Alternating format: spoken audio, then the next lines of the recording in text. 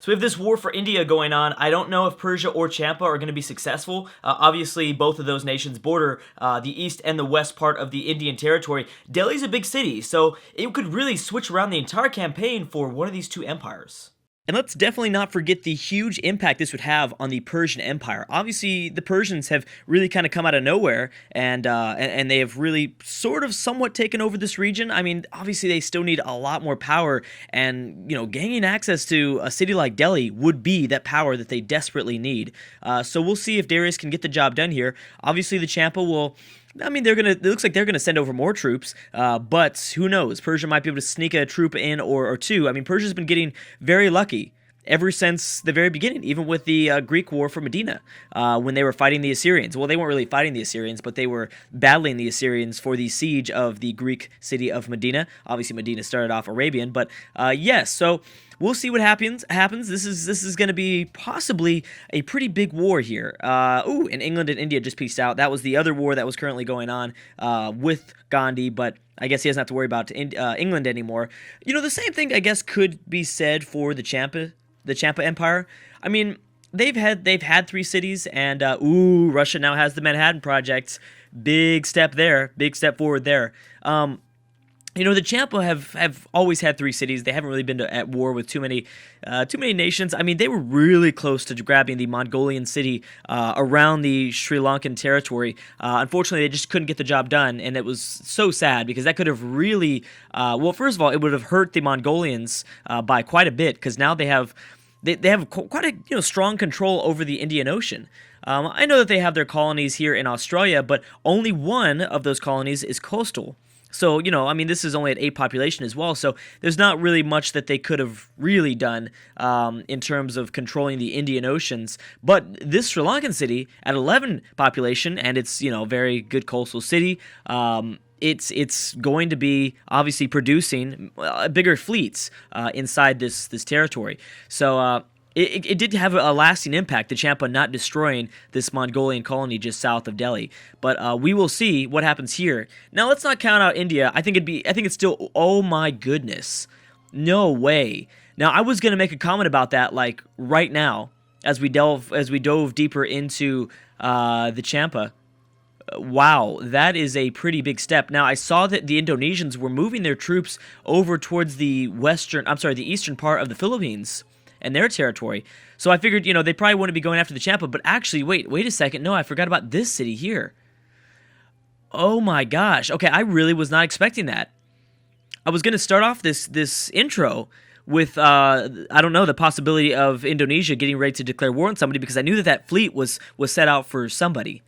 And look at this. We've got Russia, number 1 in the military ranks. Rome, number 2. The Philippines, number 3. And the Philippines are only up there because of their technology level. But this is, again, they're falling behind really fast. So, and the Indonesians, number 4. That's pretty shocking. But I'm pretty sure the Indonesians are kind of leeching off of the Philippines and their success in the science categories somewhat here. Surprised to see Mongolia so low, as well as Portugal and Korea and Ethiopia, 6, 7, 8. So Russia and Rome are number 1. Oh, this is such a fun campaign. I'm so glad that we're going to go another 100 turns, at the very least. Definitely. This is just way too much fun. Way too much fun. And I really think that it was the right decision also to not enable all victory types. I think that made it a lot better as well. Could you imagine if just the Philippines won? Oh my gosh, I'd be so disappointed. I'd be so disappointed if the Philippines won like a science victory. And I'm sorry. I mean, they're doing good, and they're a very good empire, but they do not deserve, I don't think, the win. Not to my eyes yet. I mean, they lost a really big war with the Koreans. And that right there is like kind of the lasting moment that if they don't do anything this entire campaign, that is what we're going to remember most. Is, first of all, they made a nice offensive push for the Korean Empire, but then they ended up losing a massive colony in East Asia, as well as, they lost all their progress. I thought they'd taken over both of these cities, right? Both of these southern Korean cities. That's why they're both puppeted again. I believe that's what happened. We have the Philippines and Korea making peace. And wow, so I didn't even realize that they were still technically at war. There was just, it was just kind of a Cold War. But they had just, I guess, signed a declaration of peace. We have the Ethiopians and the Champa piecing out. privateers might start to attempt. Well, here's the thing. So with this territory, because there's no way the Philippines are going to get open borders through Indonesia or vice versa. I don't think the Indonesians are going to get open borders through Mongolia, because I know that they don't like each other either. They do have territory to the south, so I'm pretty sure there's got to be a little bit of border friction. I want to know if the Indonesians are going to send over. I want to see how much they're going to send over, because this is really the only city that they can attack from the Champa. Luckily for the Champa, the Philippines are kind of, they have their hands full just trying to rebuild their Air Force, Army, and Navy. I know that they are pretty high on the list, surprisingly enough, but that is because of, I'm sure, the atomic bombs. Oh, they have the first atomic bomb. Okay. Well, that's a big deal. I'm wondering if that caused for the Koreans to want to peace out, because I think they just built that. I mean, I guess it could have been a while ago. I had just checked now. We also need to keep an eye on the Russian settlers. I do realize that. I'm trying my best to kind of watch over them. There are 3, I believe. I just don't know where the third is. It's probably right in front of my face, but I see these 2. Oh, there it is right there. Bone 3. Okay. So we do need to kind of take note that when the Philippines do jump into a second war at some point, or I guess a more modern era war, they might use their atomic bombs if they're facing a foe that's nearby, somewhat nearby. Okay, well, I do want to see if the Indonesians are going to actually move here. Maybe they won't move. It's a possibility. They've got a lot of submarines, and that's not good. They do have a lot of infantry units as well. And one thing is, both of these nations, all the nations of Asia, have really let the Champa grow. The Champa, one of those kind of really shocking nations where they probably shouldn't be alive anymore, but luckily, yeah, there's no way the Champa should be alive, technically. They've played a smart game for an AI. They've always had a pretty, strong military, and I don't know. I'm shocked that no one has taken them over. Maybe they've played defensively. I don't know, but the fact that there are still, because there's really almost no nations with just 3 cities left, except for the Boer, which the Boer have done a pretty fantastic job as well. I mean, remember, the Boer started off really good. The Champa have always been kind of a weaker civ in that region. But the Boers started off really good, so they had more cities than that. Are there any more cities that are, I guess, it's not surprising that England's still around, only because England is on the British Isles, so that's kind of keeping them safe. I mean, really, at this point, yeah, I really have to say that the Champa have got to be the most shocking. I mean, hey, Austria has taken over all of the Ottomans, so you got to give them credit there. I mean, at least they did something. We've got Byzantium and Portugal. I guess we can exclude Byzantium. Byzantium is pretty much dead anyways. They're a city-state. They're a Mongolian city-state almost. Let's see. So we have 2 of the Russian settlers out just east of the Korean Peninsula. Now, technically, they could land just north of Tokyo. They could settle a city there. I hope that that's not what they're thinking, but they could. I'm really hoping that we're going to see kind of a Russian Western North America, kind of Alaska even. That would be pretty entertaining. Portugal, okay, we already talked about Portugal and Byzantium piecing out. I mean, I am forgetting about the English colonies. I always forget about the English colonies. But, so I guess they do have 5 cities. A lot of missionaries, a lot of Cham missionaries going to the New World. They're really, I think they now see the potential of the New World with all these colonies here. Actually, Judaism has been taking over in this location. Okay, I didn't know if there was fallout or something like that. Those yellow tones were like very confusing to me. I wasn't sure if someone had already been nuked or not or what. Okay, so let's check on India. I think that the Champa are a little bit afraid right now to attack. I don't think they want to attack, only because they know they're dealing with a massive enemy to the south with a pretty big fleet, and Persia will definitely not be able to take this over if they can't. If the only reason why I thought Persia would be able to take over Delhi would be because they'd slip in. They would slip in and they would sneak in and take Delhi away after the Champa did most of the damage out here towards the east of Delhi. But now I can't really see it happening. Also, I want to know what Tibet is doing, because Tibet is moving their troops through Persian territory. I know Tibet and Persia don't like each other, so I don't know how they were able to get open borders. That is pretty shocking. Are the Zulu doing anything more? No. They're not. I mean, there've been a colonial powerhouse in the southeast of the southern eastern United States, southeast United States. There you go. I mean, they've really done a good job. It's pretty funny how we've seen some of these civs not even start to colonize when they're right there, like Japan. I'm looking at you, Japan, Indonesia, the Philippines, Russia, in the heart of Asia, who I thought would have no chance at colonizing. Looks like as long as they stay out of wars, looks like they will stay. Looks like they will grab a hold of some territory soon in the New World. And they're going to grab a hold a lot. And more than likely, no one will declare war on Catherine because she has a massive military. Who's going to want to declare war on Catherine right now? Nobody. Embargo of Indonesia, that will probably pass.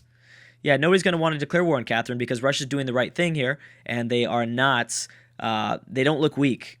They're looking strong. Yeah, it actually does look like Russia might be settling on this island here. Which I guess technically for them, Mongolia and Rome have peaced out. There had to have been a few battles going on in the Pacific and Atlantic because I know that they both have, they both have an okay fleet. Not the strongest in the world. I really wish the info addicts would give us more details on like army size and fleet size. Obviously, those do make big differences. Now, are these planes attacking this Champa submarine? Obviously, the Indonesians have quite a big air force, quite a powerful air force. Multiple bombers. Surprised they're not using more of these, actually, because that submarine's only at half health. They should be able to take them out completely.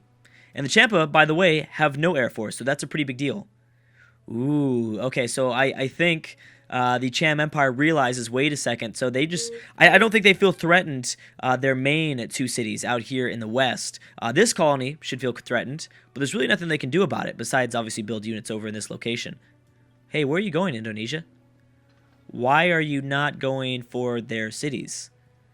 Strange, very strange. Anyways, multiple artillery units are coming. Again, India's going to have to lose a lot, though. India has artillery units themselves, which are pretty good defensive units. Luckily, Delhi is surrounded by rivers, which is also a pretty big deal. Does Persia have an air force? Because I thought I just saw someone randomly lose a little bit of health. Oh, no, they got attacked by an artillery unit, I think. Yeah, so they're lucky for India. So all these nations without an air force. I mean, that's one thing that you can kind of tell, between the first world nations of this globe, I guess, is if they have an air force or not. And how powerful is their air force. That's how you're really able to kind of see the difference between the AIs right at the moment. Embargo city-states. Okay, is there anything else that we didn't see? Yes, of course, Indonesia was embargoed, because that always is going to happen. That's always going to play out. England has denounced Greece. Greece is not doing so well, but I don't think Greece is going to be eliminated. Unless, of course, Rome goes after them. Then, yes. Then they might.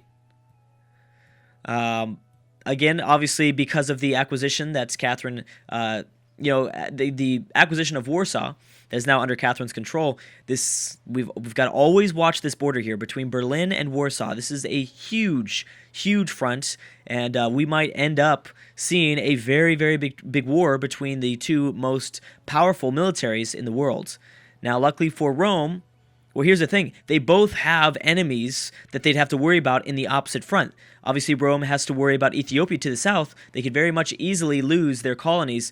More than likely, this city, probably it's less likely they'd lose Carthage. But Russia has a lot more to risk because the Mongolians are right there on the same continent, and they're pretty much split very evenly. Well, their citadels being thrown down, and the AIs, that's a pretty big, huge dick move right there by Catherine, throwing down that citadel and grabbing a whole bunch of tiles. But I think that Russia would have more at risk here. Technically, Rome could lose their colonies in Africa, as well as, I guess, in Latin America. And you guys have made a very funny point that we can just call it Latin America because it's Rome, Latin America. I don't even need to call them Rome and South America. So we're just going to call them Latin America. It's actually kind of quite perfect. Actually, we're going to see if they're going to colonize even more. That's right, we do have Rome and Mali at it, but Rome doesn't really have much of a fleet. I have to say that. And if they do, a lot of it is in the Mediterranean. It's not out in the North Sea. I mean, there's a little bit of submarines in the North Sea, not very much at all in the Pacific. They pretty much have to rebuild their fleet entirely. I'm sorry, in the Atlantic. They pretty much have to completely rebuild their fleet in the Atlantic with only Latin American cities. So that kind of sucks for them. That's giving them a tough spot. Obviously, they're still pretty strong in the Mediterranean. I wouldn't want to mess with anybody in the Mediterranean. Actually, no, Portugal, I would love to see Portugal also go at it. Because Portugal's got, I think, the biggest, maybe one of the biggest fleets in the world. I'd love to know who you guys think has the biggest fleet. Obviously, there's no way we can, like, actually guess this. There's no numbers. I mean, I guess I could sit here and count. I might be underestimating England's fleet or the Indonesian's fleet. Japan has a big fleet, but they're behind in technology. There are a lot of privateers out this way. Korea, I'm probably slightly underestimating, but honestly, I think I'd go with Portugal, having the strongest fleet in the world. They have a lot of privateers too. They clearly are behind technology as well. I did notice that there's actually look at this task force of Roman submarines. That's a lot there too. And Indonesia has built the Manhattan Project, so it's being built everywhere. I mean, I guess Mongolia and Ethiopia shouldn't be counted out because even though they don't have that many numbers, their fleet might not be that big in terms of size. They've got a lot of battleships, and those battleships are very effective units. I don't really know the conversion ratio between frigates, privateers versus destroyers and battleships, but I know that there's quite a big difference, and the numbers show for that in the infoatics in terms of military manpower. Oh, good. Oh, good. I don't think the Russians were planning on settling on this island, or maybe the Japanese riflemen kind of persuaded them to not do it. They might be going actually for Alaska here. They might be going for maybe some more uranium resources. That could be a possibility. And Rome has built the World's Fair. All right. So I don't think Rome has the highest production in the world, but I think that they just wanted to build it. And I'm surprised to see Portugal so high. So most of the second-tier nations, most of the superpowers, I guess, in the world are going to get silver. But the 100% culture increase the 100% culture increase for the next 20 turns will eventually give Rome a little bit of power, definitely, because he'll be able to dive further into their ideology. The AI will, at least. And actually, most people did get silver. So everyone's going to get a free social policy for sure. But Rome was going to get quite a few. And actually, let's just go and check now that we're on that subject. What is Rome? What ideology is Rome following? They are following order. Okay. So, and the only way we'd be able to check if... wait a second. Can we check? I don't even know if I've ever tried this before. Global politics. Go to Augustus.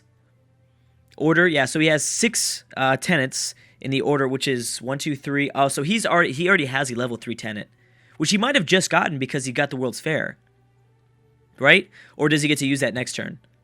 I guess it doesn't matter, but he's already has 6. I mean, he's probably already reaping the benefits of the order ideology since, usually you only need one of those level 3 tenets inside of that ideology, and you're pretty much set. But hey, he'll still get a little bit more. He'll get a little bit more of a boost. I mean, he doesn't have to invest this into his ideology. He can go more into commerce if he wanted to, or whatever. Anyways, let's go to the next turn. I find that really interesting. I might over the break just kind of see if he already got that free policy by getting this silver, or if he's going to get it now, if everyone gets it now. Like the next turn after, I guess. Because it does make a difference, because he probably is generating a lot of culture, and having a 100% culture increase means that he's probably going to get at least 1, or if not 2, social policies within the next 20 turns. But anyways, guys, I'm about to stop right there. Thank you so much for watching, and I will see you guys next time.